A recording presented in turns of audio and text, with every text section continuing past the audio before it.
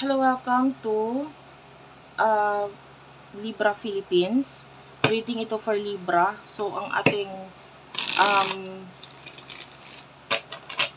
video ngayong araw na ito or itong tarot readings na ito ay sino ang nag-iisip sa iyo ngayon. Okay? And alamin natin kung ano yung iniisip niya, ano nararamdaman niya, and kunin na rin natin kung ano yung mga advice sa iyo. Okay? Kukunin ko lang muna yung mga cards na kakailanganin ko for this reading.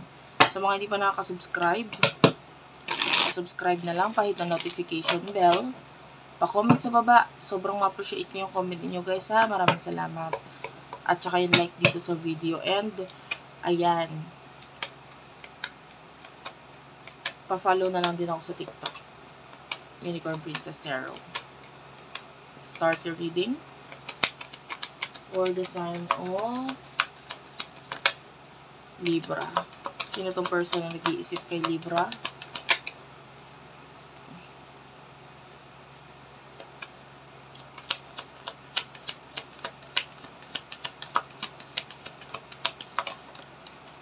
The Moon, Knight of Swords, and the Justice card. Yan, this is Libra energy.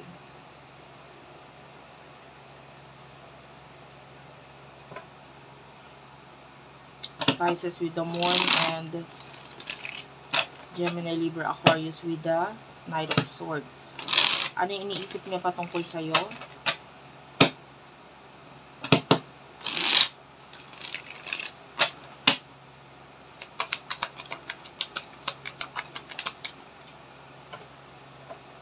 King of Pentacles, Queen of Pentacles, the Sun, wow, and the Knight of Wands. Anong emotion nitong taong ito?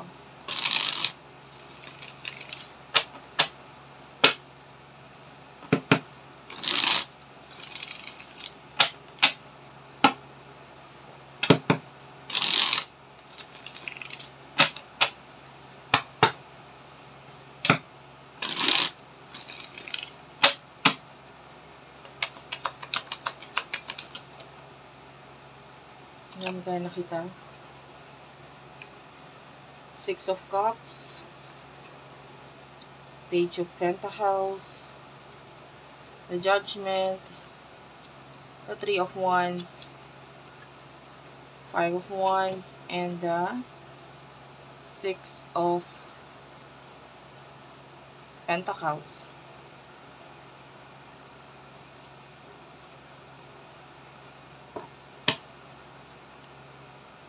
Okay. Gusto ko lang i-clarify itong ibang cards dito. Gagamitin ko yung ibang deck. So, wait lang. Kinukuha ko na yung mga, mga cards na kakailanganin ko para tuloy-tuloy yung reading.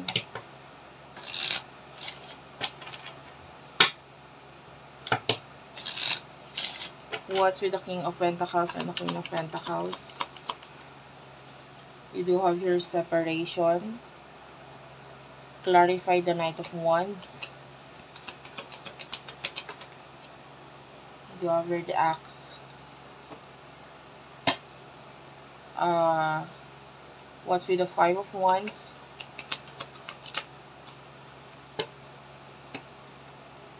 Clock.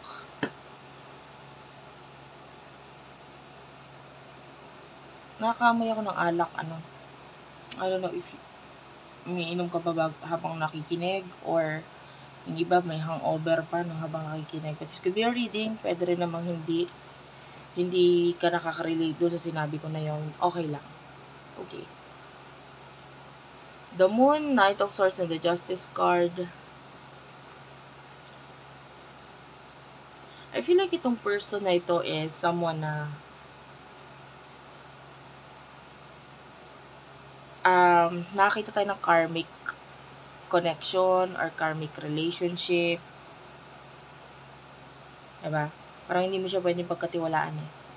I don't know. Nakakita ko ng husband or wife kind of energy, especially with the Justice card. Pwede may marriage na involved.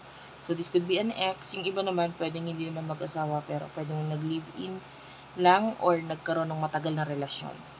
Okay. With the moon, this is a person who is guilty of something. Or may mga bagay siyang hindi sinasabi. Ngayon,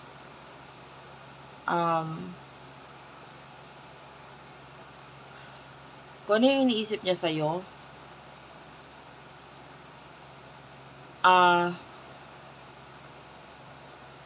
the King and Queen of Pentacles, this is about sa connection ninyong dalawa. Kung kayo pa ngayon, pwedeng hindi na siya sigurado. You do have your separation, sadness, missing you, thinking about you, yearning, or unsure of future. Pwedeng ganun. Hindi na siya sigurado sa connection ninyo. Lalo na, kung kayo ito, na nagkakaroon ng problem regarding sa pera. Okay? Lalo na kung pareho kayong hindi nagiging stable or isa sa inyo ay hindi stable. Okay? So, iniisip ka niya to, parang hindi na siya sigurado kung ito bang connection nito ay magtatagal pa or kung ito ay nag-end na, hindi niya sure kung ito ay mababalik pa. Okay?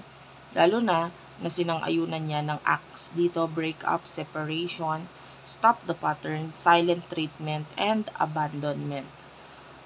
Nasa isip niya with the sun, you are already happy, masaya ka na, you are already enjoying yourself, and maaaring ganun din siya with the Knight of Wands.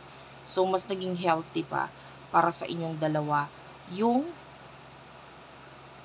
pagtatapos or paghiwalay.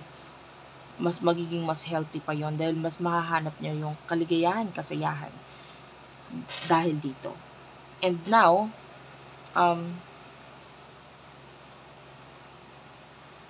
emotion niya para sa'yo,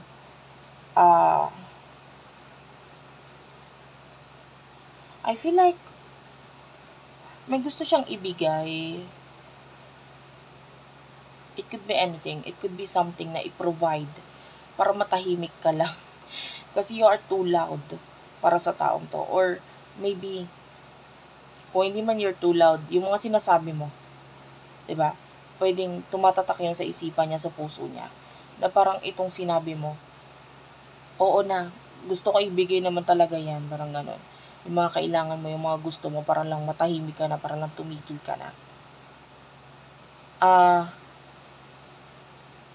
You do have here clock. So, lalo na kung naging matagal na itong connection na ito, marami nang nangyari or marami nang nasabi na parang nakapagpasama ng loob dito sa taong to. Nasaktan mo siya or vice versa, pwede nakasakit na siya sa'yo.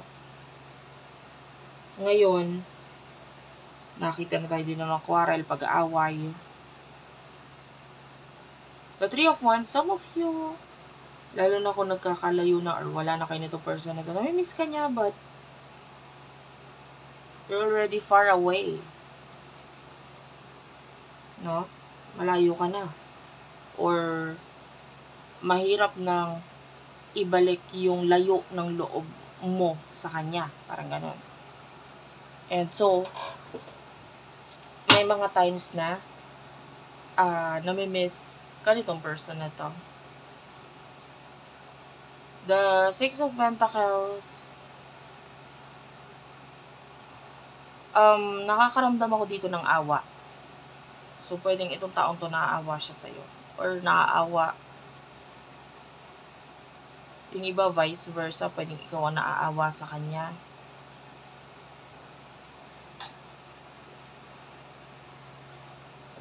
And what is the advice for you?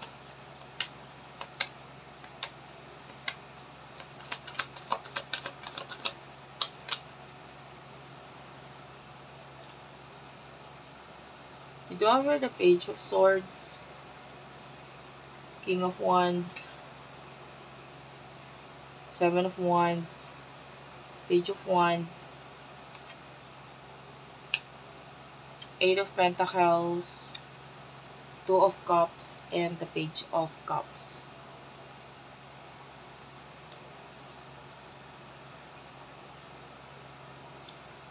ika-clarify natin itong tatlong page. What's with the Page of Cups, Page of Wands, and Page of Swords? And actually, nandito rin pala nagpakita kanina yung Page of Pentacles. You do have the Dragonfly. Clarify the Two of Cups, please. Keys on a Ring. Clarify the King of Wands.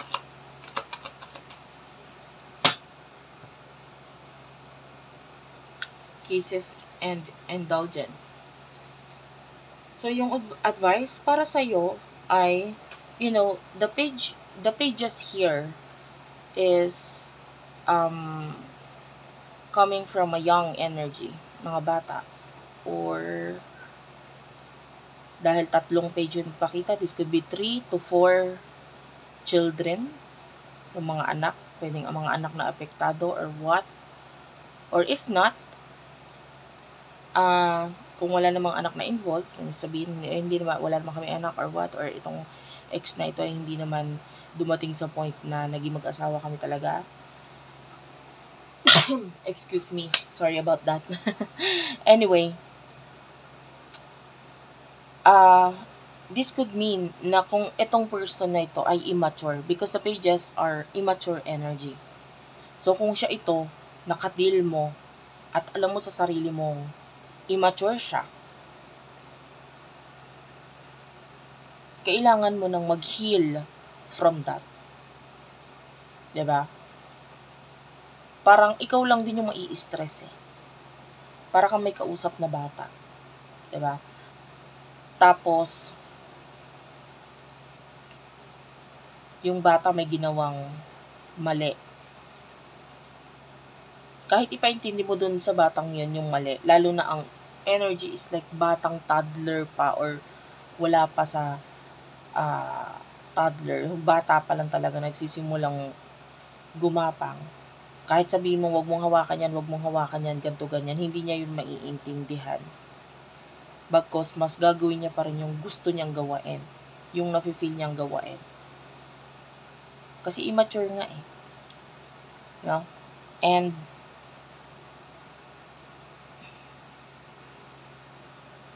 if these are children, ang advice sa'yo doon ay,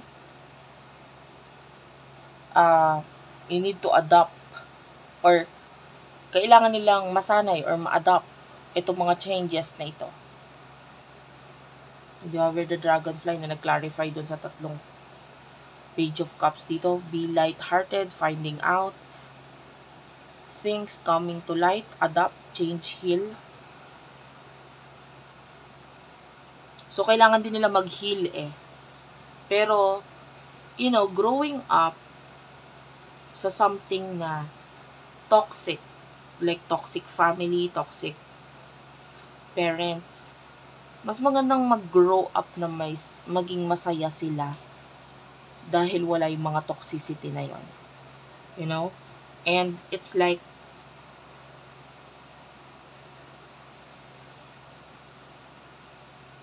in time, maiintindihan din naman nila ito mga ito.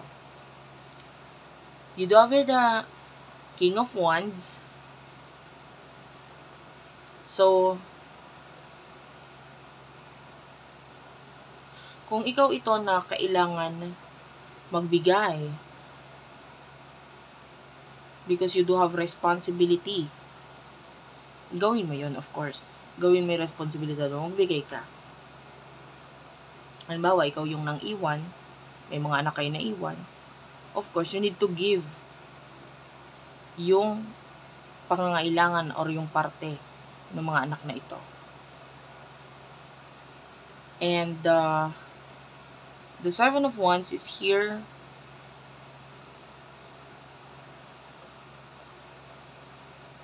I feel like you need to focus on your skills. Magaling ka eh. No? I-work out mo yan. And with this 8 of Pentacles, nakita tayo ng pera dito. I can see you working on your money, working on yourself.